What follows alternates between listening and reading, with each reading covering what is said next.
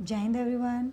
Today we will discuss about the rise of nationalism in Europe, first chapter in history. Student आज हम बात करने वाले हैं यहाँ पे फर्स्ट चैप्टर हिस्ट्री के नेशनलिज्म इन यूरोप। यहाँ पे हम बात करेंगे कि व्हाट इज़ नेशनलिज्म। सबसे पहले हमें ये जान लेना बहुत ज़रूरी है कि नेशनलिज्म क्या है। नेशनलिज्म का अगर हम जनरल मीनिंग देखें तो इसका मतलब होता है फीलिंग ऑफ द नेशन, कि नेशन के लिए किसी पर्टिकुलर एक इंडिविजुअल व्यक्ति की क्या फीलिंग होती है, ठीक है। और हम नॉर्मल वे में हम बात करें एक तरह से देशभक्ति, ठीक है, या राष्ट्रवाद। तो देखिए यहाँ पे बहुत ही सिंपल वे में एक डेफिनेशन दी हुई है कि nationalism is a feeling of belonging and loyalty that cause people think of themselves. इस पे चीज़ को अंडरलाइन करना है कि people think of themself as a nation. जब व्यक्ति अपने नेशन के बारे में, अपने राष्ट्र के बारे में अपने आप सोचने लगता है कि नहीं, मुझे मेरे देश के लिए कुछ करना है, मुझे अपने राष्ट्र के लिए कुछ करना है, तो वहाँ पे हम क्या कह सकते हैं, उसे हम कहते हैं नेशनलिज्म, ठीक है। अब देखिए ये चीज़ कहाँ से आई, rise of nationalism in Europe. आपको मैं बता दूँ सबसे पहले अब कि 19th और 20th सेंचुरी की अगर हम बात करें तो कोई भी नेशन इंडिपेंडेंट नहीं था। सभी के यहाँ पे रूल करते थे किंग, और वहाँ पे पूरी जो सारे जितने भी पीपल थे वो उसको फॉलो करते थे, उसके डिसीजन, चाहे वो मोनार्की हो, चाहे वो डिक्टेटर हो, चाहे वो किसी भी तरीके से पीपल के साथ ट्रीट करे। यानी कि उनके पास अपने कोई रूल्स रेगुलेशंस नहीं थे, कोई राइट्स नहीं थे। तो उसके लिए धीरे धीरे, जब आप लोगों को अगर याद होगा 9th में मैंने आपको फ्रेंच रिवॉल्यूशन पढ़ाई थी, और मैंने आपको ये भी बताया था कि ये जो फ्रेंच रिवॉल्यूशन है ये आपके 10th में बहुत काम आने वाली है। तो प्लीज़ आज आप इस फ्रेंच रिवॉल्यूशन को एक बार पढ़ें तो आपको थोड़ा सा जो इतना भी आप थोड़ा सा उसको रिमाइंड कर लेना, तो वो आपको यहाँ पे काम आने वाली है। अब थोड़ा सा मैं आपको बता दूँ कि जो नेशनलिज्म की फीलिंग है वो कहाँ से अराइज हुई, वो हुई फ्रेंच रिवॉल्यूशन से। क्योंकि उसके बाद लोगों को पता लगा कि फ्रांस में भी लोगों के साथ बहुत गलत हो रहा था। लुइस 16 ने लोगों के साथ बहुत गलत किया हुआ था। सोसाइटी 3 पार्ट्स में डिवाइड की हुई थी। कोई उनके पास राइट्स नहीं थे, कोई रूल्स रेगुलेशंस नहीं थे, टैक्स जो कॉमन पीपल थे उनसे लिया जाता था। तो ये सारे बैरियर्स उनके सामने थे। तो इन सारे बैरियर्स को ही हटाने के लिए क्या किया गया कि लोगों के अंदर क्या आया, बहुत ज़्यादा एंगर आ गया, और उससे क्या हुआ कि उन्होंने वो राजा के अगेंस्ट गए और अपनी आज़ादी के लिए उन्होंने ये फाइट की, ठीक है। तो वहीं से एक तरह से वो कहता है ना कि किसी को जैसे देख के मिलता, अच्छा इसके साथ भी ऐसा हुआ, अगर इसने ऐसा किया, इसको आज़ादी मिल गई तो मुझे भी ऐसे ही करना चाहिए। तो यहाँ भी सेम ऐसे। बाकी जो अदर कंट्रीज़ थी, इंडिया, ब्रिटेन, इटली, ग्रीक, है ना, और भी बहुत सारी ऐसी कंट्रीज़ थी जिनमें यही कंडीशन थी। तो लोगों ने उसके बाद अपने यहाँ पर भी यही क्रांति शुरू कर दी। तो आइए इस चैप्टर में हम क्या बात करने वाले हैं कि लोगों के मन में, जो अदर कंट्री थी उनके मन में नेशनलिज्म की फीलिंग कैसे अराइज हुई। जैसे कि हमने देखा India, nationalism in India chapter 2 में, कि लोगों के अंदर नेशनलिज्म की फीलिंग कब आती है, जब उनको लगता है कि ज़रूरत है, अब हमें अपने कंट्री के लिए कुछ करना है, अपने लिए कुछ करना है। तो वो क्या करते हैं, फिर वो ये इंडिविजुअल होकर नहीं सोचते, वो सोचते हैं कि हमारा जो भी कुछ है वो सिर्फ और सिर्फ हमारे नेशन से है, और नेशन अगर फ्री है तो हम फ्री हैं, ठीक है। तो अब लोगों के मन में यहाँ पे यही सेम फीलिंग आई। तो देखिए, during 19th and 20th century nationalism was a powerful that could create. तो 19th and 20 में नेशनलिज्म क्या हुआ, पावरफुल हुआ। क्योंकि उससे पहले सिर्फ और सिर्फ क्या होता था कि किसी भी एक, जैसे डायनेस्टी रूल, कि एक ही वंश के उत्तराधिकारी बनते चले जाएंगे, चाहे वो एलिजिबल हो या वो एलिजिबल ना हो, ठीक है। तो देखिए अब क्या था, one nation from many separate country, ठीक है, example Italy, Germany, one nation from many separate countries. पहले ना तो किसी कंट्री की कोई आइडेंटिटी होती थी कि भाई ये जर्मनी है, ये ब्रिटेन है, या ये यूएसए है, या मतलब किसी से कोई ऐसी खास बॉन्डिंग नहीं थी, क्योंकि उनके पास अपनी आइडेंटिटी ही नहीं थी, ठीक है। अब देखिए, break one nation up to in many countries. अब सबसे पहले ये चीज़ क्या हुई, ये ब्रेकअप हुई कि ऑस्ट्रिया, हंगरी एंड टर्की, ये सारी चीज़ें ब्रेकअप हुई।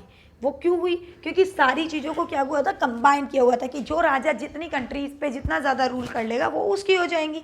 तो यानी कि अपनी आइडेंटिटी किसी की कुछ नहीं है, अब हम हैं, ठीक है। हम कह सकते हैं हम कौन है कि वी आर इंडियंस, ठीक, हमारी पहचान क्या है कि हम भाई इंडिया में रहते हैं और इंडिया हमारी कंट्री है, तो इस तरीके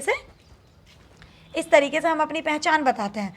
ठीक, सबसे पहले अपने नेशन के अकॉर्डिंग, अगर नेशन ही नहीं तो हम अपनी पहचान कैसे बताएंगे, है ना।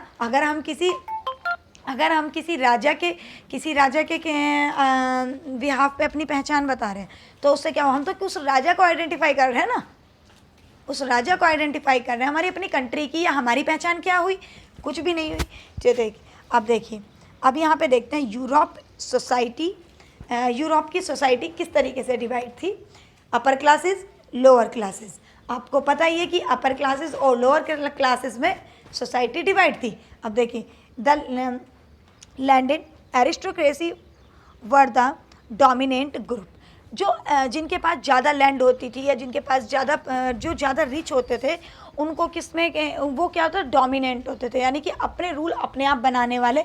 और उनको वो क्योंकि वो राजा के साथ काम करते थे, राजा को उनसे ज़्यादा टैक्स मिलता था, राजा को उनसे बेनिफिट मिलता था। तो ये चीज़। दूसरी बात थी कि they had common interest and life style, वो क्या करते थे कि उनका मतलब लाइफ स्टाइल और उनका इंटरेस्ट वगैरह वो राजा के जैसा ही, मतलब राजा जैसे वो रहता था, वो राजा में ही अपना मतलब इंटरेस्ट क्रिएट करते थे। क्यों करते थे, क्योंकि राजा से उनको बेनिफिट मिलने वाला है। तो ये सारी चीज़ें थी। ठीक है, on large country state and the town houses, और ज़्यादा से ज़्यादा किस चीज़ में, जो लैंड एरिया था वो उन लोगों के। तो जो लोअर क्लासेस के पीपल थे, उनको सिर्फ उनके पास क्या था, उनके पास सिर्फ और सिर्फ ये था कि वो उनकी लैंड पे जाके एज अ लेबर वर्क करते थे। ठीक, अब देखिए आगे कि most of them spoke French, और वो मोस्टली क्या बोलते थे, वो मोस्टली फ्रेंच स्पीक करते थे। ठीक है, lower classes majority of the people were peasants, majority जो पीपल थे वो कैसे थे, पीजेंट मतलब मजदूर, जो दूसरों के खेतों में जाके मतलब काम करते हैं। ठीक है, most were the landless and the work as the serfs. अब देखिए, बहुत से लोग ऐसे थे कि जो मतलब बिल्कुल लैंडलेस, जिनके पास कोई ज़मीन नहीं थी और मजबूर थे वो कहीं और जाके काम करने के लिए, दूसरे की बात सुनने के लिए। ठीक है, तो ये सारी चीज़ें देखो हमें देखने को मिलती। तो इस तरीके से सोसाइटी डिवाइड थी, और राजा इस बात पे इस चीज़ों पे कोई वर्क नहीं करता था। जो रिच था वो और ज़्यादा रिच होता जा रहा था, और जो पुअर था वो और ज़्यादा पुअर होता जा रहा था। तो ये सारी चीज़ें किस चीज़ की और इंडिकेट करती हैं कि इसका मतलब हमें क्या देखने को मिल रहा है कि इसका मतलब सोसाइटी प्रॉपर वे में डिवाइड नहीं थी। और सोसाइटी को प्रॉपर वे में डिवाइड होने के लिए क्या चीज़ चाहिए, सोसाइटी को प्रॉपर वे में चाहिए कि एक अच्छा मैनेजमेंट हो, एक अच्छा एडमिनिस्ट्रेटिव हो, ये सारी चीज़ चाहिए जैसे, और वो सारी चीज़ें वहाँ पर थी नहीं। तो देखिए, अब आगे बात करते हैं कि तो फिर नेशनलिज्म की फीलिंग, अब ये लोगों को पता तो था कि गलत हो रहा है हमारे साथ, लेकिन आई कहाँ से नेशनलिज्म की फीलिंग। तो अभी जैसे मैंने आपको बताया कि French revolution, the idea of the nation, तो नेशन का आइडिया और फ्रेंच रिवॉल्यूशन से ये सारी चीज़ें जनरेट हुई। अब देखिए student, French revolution started in 1789। 1789 में फ्रेंच रिवॉल्यूशन स्टार्ट हुई। France was a full fledged territorial state in 1789 under rule of a monarch. तो देखिए, इससे पहले क्या था कि पूरी तरीके से वो मोनार्क का मतलब होता है स्टूडेंट, जहाँ पे राजा रूल करता है और सारे पीपल उसकी बातों को मानते हैं, उसकी बातों को सुनते हैं। ठीक है, मोनार्की सिस्टम वो होता है। ठीक है, लेकिन कहने के लिए मोनार्क था, कहने के लिए मोनार्क था, वैसे डिक्टेटर था कि राजा के मन में जो आ रहा है वो करेगा। जबकि मोनार्क का मतलब ये नहीं होता, मोनार्क का मतलब होता है प्रॉपर वे में, अगर हम सही मीनिंग देखें मोनार्क का, तो मोनार्क का मतलब होता है एक राजा होता है और सारे पीपल जो उसके अंडर होते हैं। लेकिन राजा कोई भी ऐसा एक्ट नहीं करेगा कि वो पीपल के अगेंस्ट हो या उनके वेलफेयर में ना हो। वो जो भी काम करेगा वो उनके वेलफेयर में ही वर्क करेगा। ठीक है, लेकिन यहाँ पे मोनार्क, नाम तो मोनार्क का था, लेकिन काम कौन सा और था, डिक्टेटर वाला, कि जो भी काम करना है राजा को अपने इंटरेस्ट के लिए काम करना, अपने हित के लिए काम करना है। ठीक है, तो देखिए अब यहाँ पे कि political and constitutional change that came in the wake of the French Revolution led to the transfer of sovereignty from monarchy to body French citizen। अब देखिए, जब फ्रांस के लोगों ने ये चीज़ देखी कि यहाँ तो बहुत ही ज़्यादा अब ये मतलब पानी सर से ऊपर जा चुका, तो लोगों ने क्या किया कि जो कॉन्स्टिट्यूशनल चेंजेस थे, पॉलिटिकल चेंज थे, कि अब इनको चेंज करने का समय आ चुका है। तो उसके लिए उन्होंने सब चीज़ से पहले इस चीज़ को सॉवरेनिटी में ट्रांसफर की। सॉवरेनिटी मतलब संप्रभु, एक अपना एक कॉन्स्टिट्यूशन होना चाहिए, अपने रूल्स रेगुलेशंस होने चाहिए। ये नहीं है कि राजा अपनी मनमानी करे, ठीक। तो ये सारी चीज़ें वहाँ पे आई। तो various practices adopted to the developed of the sense of collective identity among people. तो लोगों ने सबसे पहले क्या किया, आइडेंटिटी कलेक्ट की। अब देखिए स्टूडेंट, एक बात ध्यान रखिए, जैसे कि इंडिया की बात करते हैं, अगर आपसे कहें कि इंडिया क्या है, तो आप एकदम से उसकी आइडेंटिटी आप बड़े सरप्राइज होकर बोलोगे इंडिया को नहीं जानते। इंडिया, ये देखिए, ये इसका फ्लैग है, ये इसका नेशनल एंथम है, ये इसका नाम है। मतलब आप उसके आइडेंटिटी दिखाने के लिए क्या चीज़, उसको जो आपके पास collective sense of collective belonging, जो आपके पास आइडेंटिटी है, वो आप उसको शो करोगे, ठीक। तो सेम ऐसे ही यहाँ पे भी लोगों ने सबसे पहले आइडेंटिटी को कलेक्ट करना स्टार्ट किया। Declaration of the mission of liberate Europe from the despotism. अब लोगों ने क्या किया कि अपने डिक्लेरेशन कर दिया अपने मिशन का कि नहीं, हमें अपनी आज़ादी वापस चाहिए। अगर राजा ने इस तरीके से किया तो क्या होगा कि हम इसी के गुलाम बन के रह जाएंगे और हमारे पास अपनी कोई आइडेंटिटी नहीं होगी, अपनी कोई पहचान नहीं होगी। और अपनी पहचान बनाने के लिए सबसे पहले हमें आइडेंटिटी को कलेक्ट करना होगा। Setting up of the Jacobian clubs. Jacobian clubs student को बोलते थे, जो उस टाइम पे, जैसे हमारे यहाँ पे पॉलिटिकल पार्टीज़ बनती हैं, तो उस टाइम पे जो पार्टीज़ बनाई थी उनको जैकोबिन क्लब्स बोला गया था।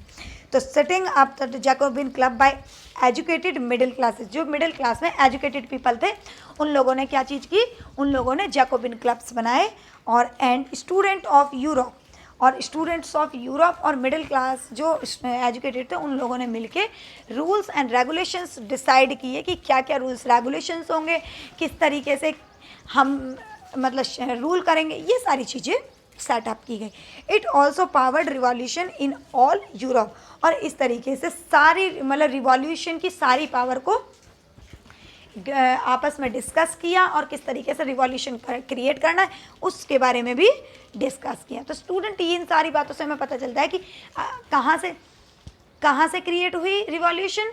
रिवॉल्यूशन क्रिएट हुई हमारी रिवॉल्यूशन क्रिएट हुई फ्रांस से। और फ्रांस से किस चीज़ का आइडिया है कि मतलब हम भी फ्री हो सकते हैं, लोगों के मन में ये फीलिंग आई।